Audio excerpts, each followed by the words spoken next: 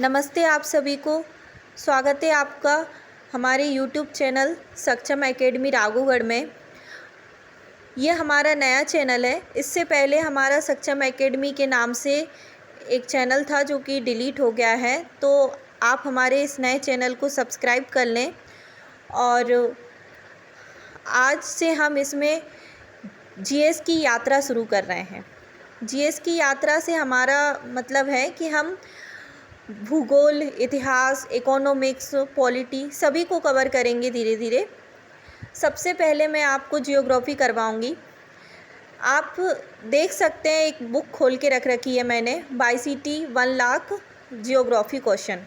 देखिए, इस बुक में जियोग्राफी के 1 लाख से ज़्यादा ही फैक्ट दिए हुए हैं, और शायद ही ऐसा कोई एग्ज़ाम हो जिससे ये क्वेश्चन जियोग्राफी के ना आए।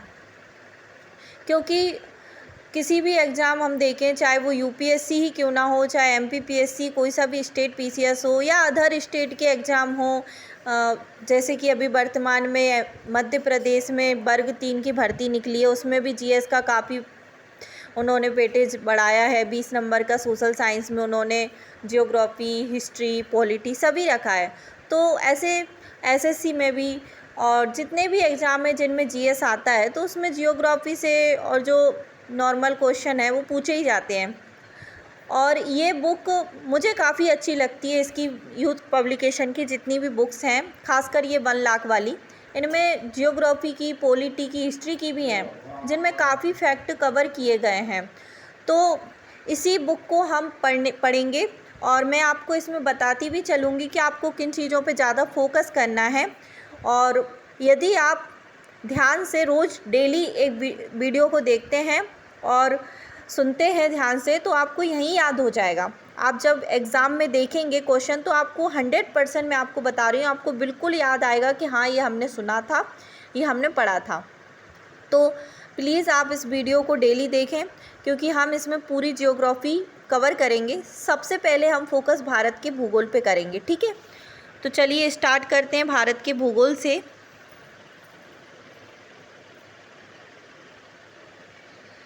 ठीक है, सबसे पहले इसमें जो चैप्टर है वो है भारत का सामान्य परिचय एवं प्रादेशिक विभाजन। मैं बड़ा कर देती हूँ इसको, स्क्रीन को, तो आप देख पाएंगे। अब आपको दिख रहा होगा अच्छे से, ठीक है। तो सबसे पहले इसमें लिखा है कि हिमालय की गोद में स्थित एवं गंगा के पवित्र जल में सिंचित भारत एशिया महाद्वीप में स्थित हिंद महासागर के शीर्ष के मुकुट की तरह विराजमान है। आप सभी जानते हैं कि जो भारत है, ठीक है, भारत का अगर हम नक्शा देखें तो भारत तीनों ओर से समुद्र से घिरा हुआ है, ठीक है। 3 ओर से भारत किससे, समुद्र से घिरा हुआ है, ठीक है। इसमें मैं नक्शा बनाने का ट्राई करती हूँ, देखो आप, ठीक है। जैसे यहाँ पे आपको पता है, यहाँ पे अरब सागर है ना, यहाँ पे बंगाल की खाड़ी है, ये हिंद महासागर है, ठीक है। तो इसमें यही लिखा है कि हिंद महासागर के शीर्ष पर, देख सकते हैं ना, हिंद महासागर है इसके दक्षिण में, और इसके शीर्ष पर, इसके बिल्कुल जस्ट ऊपर है भारत, ठीक है। और भारत किस महाद्वीप में आता है, तो एशिया महाद्वीप में आता है, सबको पता होगा, है ना, ठीक है। तो भारत एशिया महाद्वीप के अंतर्गत आता है। अब इसमें हमें याद रखना है कि भारत को इंडिया, आर्यवर्त, हिंदुस्तान कहते हैं, ये सब जानते हैं, नॉर्मल बातें हैं।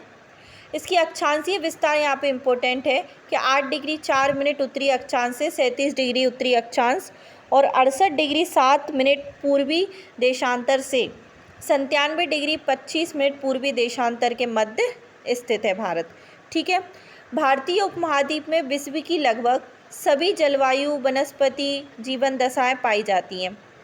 अब ये भारत का नामकरण है, जिसमें हम भारत को ब्रह्मवर्त, भारत, अच्छा, भारत को भारत क्यों कहते हैं, तो दुष्यंत और शकुंतला के पुत्र भरत के नाम से इसका नाम भारत पड़ा है। और इसका उल्लेख हमें किस में मिलता है, तो वायु पुराण में मिलता है, इसको ध्यान रखना।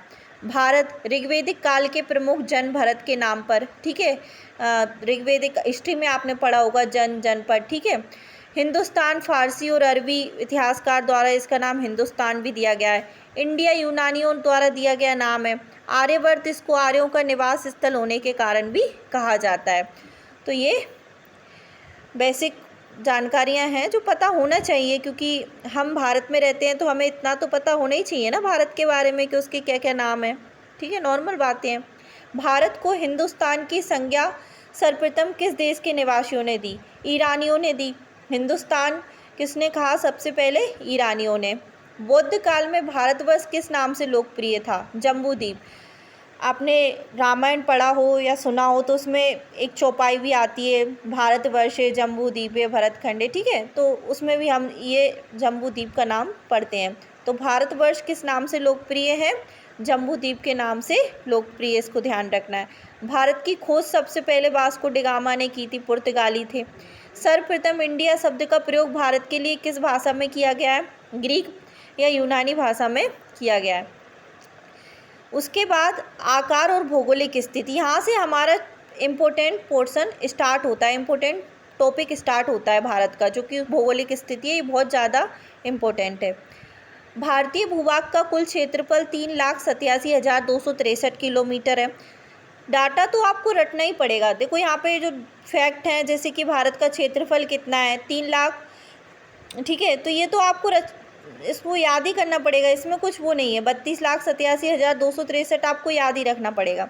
विश्व की कुल जनसंख्या, विश्व की कुल भौगोलिक क्षेत्रफल का भारत में कितना है? तो 2.4% है। मतलब विश्व का जितना भी क्षेत्रफल है उसके 2.4% भाग पर भारत है। समझ रहे हो? जैसे पूरी पृथ्वी है, उसको पूरे क्षेत्रफल के 2.4% भाग पर किसका क्षेत्रफल है? भारत का क्षेत्रफल है। तो ये आपको याद रखना है। भारत की भू आकृति कैसी है? चतुष्कोणीय। अभी मैंने मैप बनाया था, उसकी आकृति आपने ध्यान से देखी हो तो चतुष्कोणीय थी, इस तरह से थी ना, इस टाइप से, तो 4 कोने है ना, चतुष्कोणीय थी, तो याद रखना है। और भारत का उत्तर से दक्षिण विस्तार कितना है? 3214 किलोमीटर है। पूर्व से पश्चिम 2933 है, 2933। पूर्व से पश्चिम इसका विस्तार कम है, उत्तर से दक्षिण ज़्यादा है, देखने पे भी आप मैप में देख सकते हो। द्वीपों सहित भारत की तटरेखा की लंबाई 7516.6 है। मतलब हम द्वीपों को भी इसमें ऐड कर दें, जैसे यहाँ पे हम देखते हैं अंडमान निकोबार द्वीप समूह और इधर लक्षद्वीप, तो इनको भी हम ऐड कर दें भारत की तटरेखा की लंबाई में, तो कितनी निकल के आती है? 7516 निकल के आती है। तटरेखा समझते हैं ना, समुद्र से लगे हुआ जो भूमि रहती है उसको तटरेखा कहते हैं, ये तटरेखा है, ठीक है, तो इसको ध्यान रखना। उसके बाद हम नेक्स्ट देखते हैं, भारत की स्थलीय सीमा की लंबाई कितनी है? तो भारत की स्थलीय सीमा की लंबाई 15,200 किलोमीटर है। क्षेत्रफल की दृष्टि से भारत का विश्व में 7वां स्थान है। क्षेत्रफल की दृष्टि से भारत 7वें स्थान पर है। जनसंख्या की दृष्टि से भारत का विश्व में दूसरा स्थान है। मतलब पूरे विश्व की जनसंख्या अगर हम देखें तो पूरे विश्व की जनसंख्या में भारत की जनसंख्या जो है वो दूसरे नंबर पर आती है। भारत पहली चीन की है, सबसे ज़्यादा जनसंख्या वाला देश चीन है, दूसरा भारत आता है। भारत की जनसंख्या विश्व की कुल जनसंख्या का 17.5 है। मतलब पूरे विश्व की जनसंख्या का 17.5% भारत में रहता है। भारतवर्ष में गांव की संख्या 6.40 से अधिक है। भारत का अक्षांशीय विस्तार 8 डिग्री 4 मिनट से 37 डिग्री 6 मिनट है। और देशांतरीय विस्तार कितना है? 68 डिग्री 7 से 97 डिग्री 25 मिनट पूर्वी देशांतर है। उसके बाद हम मानक समय देखते हैं भारत का। मानक समय एक देशांतर रेखा ही होती है जिससे हम ये डिसाइड करते हैं कि उस देश का टाइम जोन कितना है ना, समय का, क्योंकि 1 डिग्री घूमने में पृथ्वी को 4 मिनट लगते हैं ना, तो इस वजह से हम देखें तो हर जगह टाइम अलग अलग होता है। तो जैसे कि सभी देश अपने टाइम का निर्धारण करने के लिए किसका प्रयोग करते हैं? देशांतर रेखा का। जैसे उनके देश के बीचों बीच से जो भी देशांतर रेखा होकर गुजरती है उस पे जो टाइम है वही वो अपने देश का समय मान लेते हैं। जैसे कि भारत में हम देखें मानक समय रेखा की, तो भारत में जो 82.5 डिग्री पूर्वी देशांतर रेखा है उसको मानक समय रेखा मान लिया है। 82.5 को, मतलब 82.5 डिग्री पे जो समय होगा वो ही पूरे भारत का समय होगा। क्यों? क्योंकि यदि हम ऐसा नहीं माने तो जैसे आप इस मैप में देख सकते हो, यहाँ पे अरुणाचल प्रदेश और ये गुजरात, तो अरुणाचल प्रदेश में 2 घंटे पहले सूर्योदय होता है अपेक्षाकृत गुजरात से। तो यदि हम एक टाइम प्रॉपर सेट नहीं करें तो क्या होगा, यहाँ पे बजेंगे घड़ी में आपके 6 तो यहाँ पे बजेंगे 8, तो इससे तो दिक्कत हो जाएगी ना। इस वजह से एक ही समय के लिए क्या कर दिया गया है, एक देशांतर रेखा को फिक्स कर दिया है कि हम तो इस देशांतर रेखा पे जो समय होगा वही पूरे भारत का समय मानेंगे। कई देश ऐसे भी हैं जिनमें एक से अधिक टाइम जोन है, वो हम विश्व भूगोल में चर्चा करेंगे उसके बारे में। 82.5 डिग्री पूर्वी देशांतर रेखा भारत के किस शहर से होकर गुजरती है, ये क्वेश्चन कई बार पूछा जाता है, इसको थोड़ा ध्यान से आप देखना। प्रयागराज के नैनी से, ये उत्तर प्रदेश का जो प्रयागराज है उसके नैनी से होकर गुजरती है 82.5 रेखा, ठीक है। तो ये पूछ सकते हैं, इसको ध्यान रखना है। उसके बाद हाँ, एक चीज़ और यहाँ पे इम्पोर्टेंट है जो आपको ध्यान रखनी है। देखिए कि जो आपकी मानक समय रेखा है 82.5 डिग्री, वो टोटल कितने राज्यों से होकर गुजरती है, 5 राज्यों से। ये बहुत ही ज़्यादा इम्पोर्टेंट है, इसको याद रखना कि भारत से जो मानक समय रेखा होकर गुजरती है वो कितने राज्यों से होकर गुजरती है, तो 5 राज्यों से।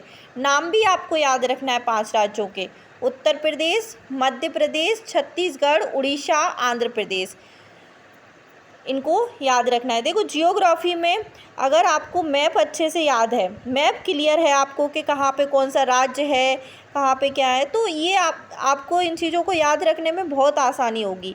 जैसे यहाँ पे ये सीधी जा रही है, ठीक है, मानक समय रेखा, तो आपको पता होना चाहिए उत्तर प्रदेश से होकर गुजरी है, तो उसके जस्ट नीचे क्या है, MP है, फिर उसके पास में छत्तीसगढ़ है, तो वहाँ से तो जाएगी। छत्तीसगढ़ के पास में आंध्र प्रदेश है, ठीक है, छत्तीसगढ़ के पास में उड़ीसा है, उड़ीसा के बाद आता है आंध्र प्रदेश, तो आंध्र प्रदेश, ठीक है।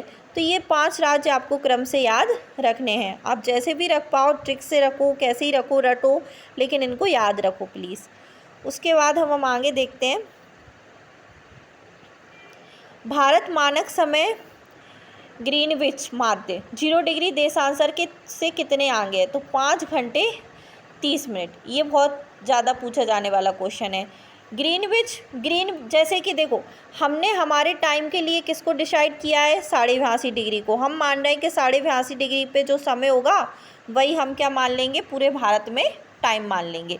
इसी तरह विश्व में भी पृथ्वी पर भी एक मानक समय रेखा मानी है, टाइम रेखा, जिसमें पूरे पृथ्वी पर जैसे कि 0 डिग्री देशांतर रेखा ग्रीनविच, तो इस पर जो समय है उसको ग्रीनविच टाइम मानते हैं। और इससे भारत के टाइम को अगर हम देखें तो भारत का टाइम इससे 5.5 घंटे आगे चलता है। जैसे अगर ग्रीनविच पर मतलब 0 डिग्री देशांतर पर अगर आपके 1 बज रहे हैं तो यहाँ पे 5:30 बजेंगे ना, 5.5 घंटे आगे चल रहा है, तो इसको याद रखना। उसके बाद भारत मानक समय की आम्योत्तर रेखा कितने राज्यों से होकर गुजरती है, तो 5 ही हमने अभी देखा, 5 राज्यों से होकर गुजरती है। कर्क रेखा के बारे में, विषुवत रेखा के उत्तर में 23.5 डिग्री कर्क रेखा है, भारत के बीचों बीच से होकर गुजरती है कर्क रेखा। कर्क रेखा कितने राज्यों से होकर गुजरती है, ये हमें ध्यान रखना है। तो कर्क रेखा भारत के 8 राज्यों से होकर गुजरती है।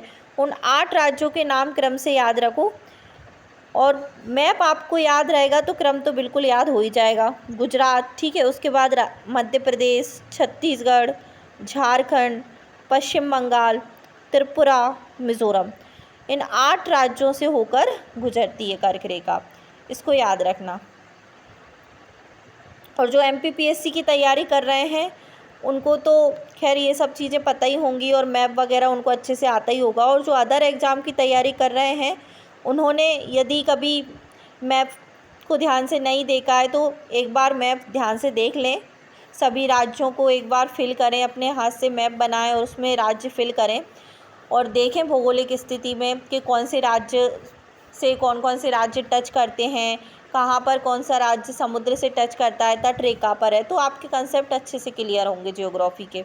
जियोग्राफी में मैपिंग का बहुत ज़्यादा योगदान है। भला आपको सीधा मैप का क्वेश्चन नहीं आए कि आपको मैप देंगे और पूछेंगे बताओ इसमें उत्तर प्रदेश कहाँ है, ये नहीं आएगा, लेकिन आपके कंसेप्ट क्लियर होंगे। आपको पता होना चाहिए मैप में कहाँ पर कौन सी चीज़ है। अगर आप छत्तीसगढ़ पढ़ रहे हो तो आपको दिखना चाहिए कि वो मैप में छत्तीसगढ़ है कहाँ पे। यदि आप गंगा रिवर पढ़ रहे हो तो आपको गंगा रिवर सिस्टम का पूरा फ्लो चार्ट पता होना चाहिए, पता होना चाहिए आपको कि वो कहाँ से निकल रही है, कहाँ पे जा रही है, कहाँ उस पे कौन सा शहर आ गया।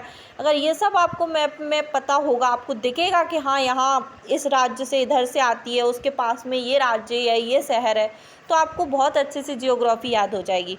उसके लिए थोड़ी मेहनत तो करनी पड़ेगी, आपको मैप बनाना पड़ेगा, एटलस में थोड़ा देखना पड़ेगा, लेकिन उससे जियोग्राफी आपकी अच्छी हो जाएगी। तो ये आप काम करना। और ये वीडियो 20 से 25 मिनट की रहेगी, हम ज़्यादा बड़ी नहीं रखेंगे, ठीक है। 25 मिनट बहुत से बहुत, तो आप डेली इसको देखते रहें। और ये चाहे आपका MPPSC आप दे रहे हो 2026 टारगेट करके, MPPSC 2026, तो उनके लिए ये वीडियो बहुत ही ज़्यादा इम्पोर्टेंट है, MPPSC 2026 प्रीलिम्स के लिए।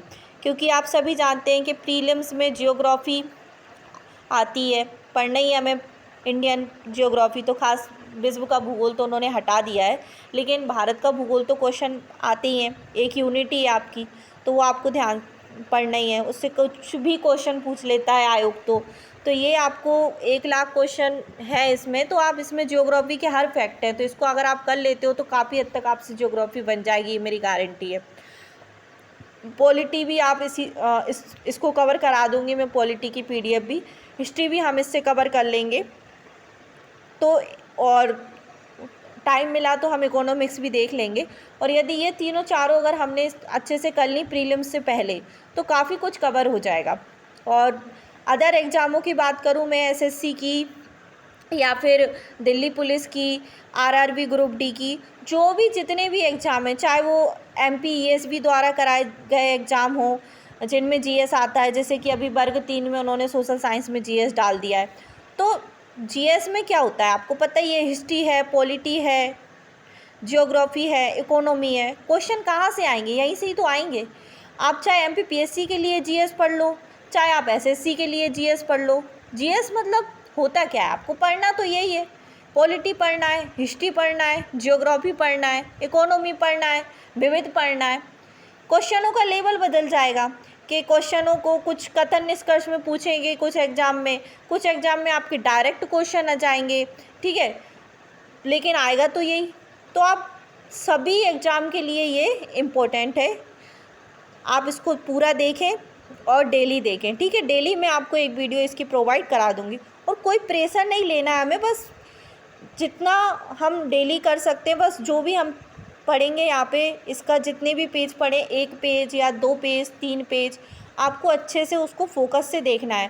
अगर हमको टाइम मिलेगा तो हम उसको और लंबा भी खींच सकते हैं, 1 घंटा भी कर लेंगे, अगर हमें लगा कि नहीं हमें ये टॉपिक पूरा ही पढ़ना है। तो आप प्लीज़ इसको कंटिन्यू करें, और यदि आप इसको कंटिन्यू करना चाहते हैं और आप इसी तरह से फॉलो करोगे, सब्सक्राइब कर लो और ज़्यादा से ज़्यादा शेयर करो, तो मुझे भी एक उत्साह रहेगा कि नई वीडियो को लाइक किया जा रहा है, कमेंट्स भी आ रहे हैं, है ना।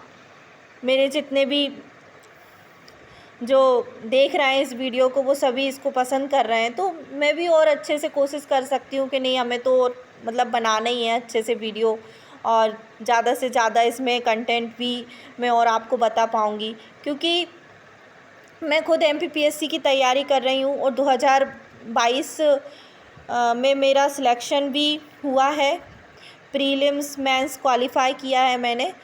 इंटरव्यू में थोड़ा वेटिंग में आ गई हूँ मैं, इससे पहले मैं 3 मेंस और लिख चुकी हूँ, और 2019 से लेके 2022 तक तो प्रीलिम्स क्वालिफ़ाई मैंने किए ही हैं, हर प्रीलिम्स क्वालिफ़ाई किया है, और अभी भी तैयारी सफ़र जारी है।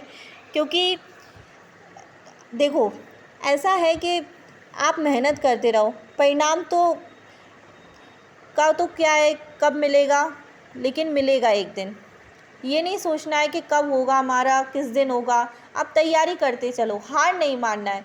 क्योंकि देखो अगर हमने हार मान ली, प्रयास ही करना छोड़ दिया, तो फिर कोई मतलब ही नहीं है, फिर तो हम रेस से तभी बाहर हो गए। लेकिन अगर आप मेहनत करते रहते हैं, कंटिन्यू करते रहते हैं, तो एक दिन ज़रूर हो जाता है, ठीक है। और कहते हैं ना, संघर्ष जितना कठिन होगा जीत उतनी ही शानदार होगी। तो रुकना नहीं है, आप मेहनत करते रहिए, सफलता अवश्य मिलेगी। और याद नहीं हो रहा है या हमारा मन नहीं लग रहा है पढ़ने में, ये सब बेकार की बातें हैं, ये सब बहाने हैं। याद कैसे नहीं होगा? सब होता है। जब हमने 10th में याद किया, 9th क्लास में याद किया, 12th में भी याद करते हैं, तो हम इस अभी क्यों नहीं याद कर पाएंगे? अभी भी याद होगा, सब कुछ याद होगा। और आप प्रेशर में इन चीज़ों को लोगे तो कभी याद नहीं होगा। तो प्रेशर नहीं लेना है हमें, प्रेशर में हम लेते हैं तो याद नहीं होता है। ठीक है, आज थोड़ा ज़्यादा बोल दिया, वैसे हम डेली पढ़ेंगे ही। ठीक है, और इसको कवर जल्दी जल्दी करेंगे। बस आप वीडियो को देखते रहना और प्लीज़ सब्सक्राइब कर लेना, क्योंकि ये न्यू चैनल है। इससे पुराना वाला डिलीट हो गया है। अभी भी कई लोगों को लगता है कि पुराना वाला तो है, उसको सब्सक्राइब कर रखा है, क्योंकि नाम में ज़्यादा अंतर नहीं है। वो सक्षम एकेडमी के नाम से था, ये सक्षम एकेडमी राघवगढ़ के नाम से है। तो चैनल अलग है, लेकिन आप इसको सब्सक्राइब कर लें। Thank you.